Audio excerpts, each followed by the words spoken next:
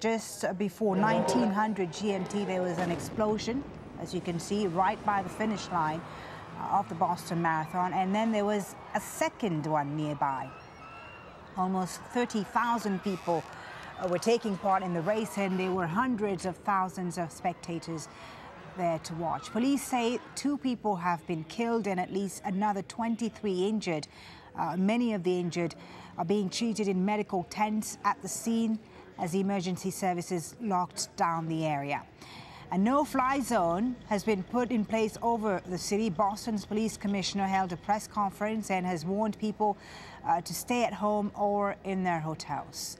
Now, the Boston Marathon is one of the biggest annual athletic events in the U.S. and attracts thousands of spectators.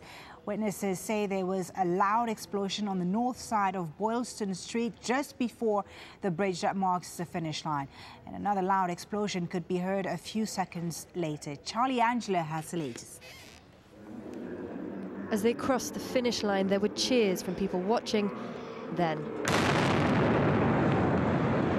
a massive explosion in the spectator area, and seconds later, another one. Oh my gosh, we're hearing something else. Yeah, what are you hearing? There was another, what sounded like another explosion. I'm not really sure. It was, there's a lot of shouting and they're pushing everyone back. It sounded like another big boom, and we're not sure exactly what direction that's coming from.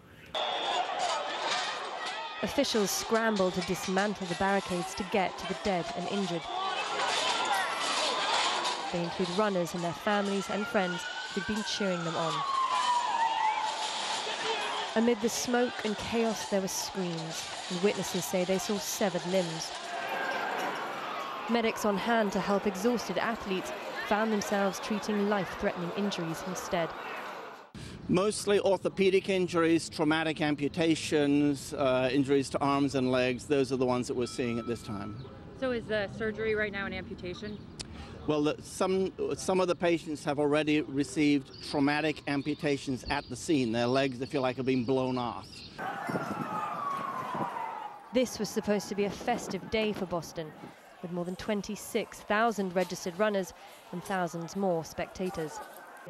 The blasts happened more than 5 hours after the start of the race. The winners finished unscathed. It was the amateur runners caught in the explosions.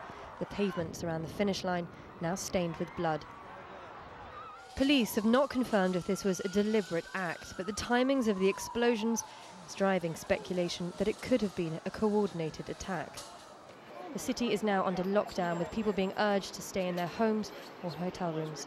President Barack Obama has been notified and has ordered his government and the FBI to give the city of Boston all the assistance it needs. Charlie Angela, Al Jazeera.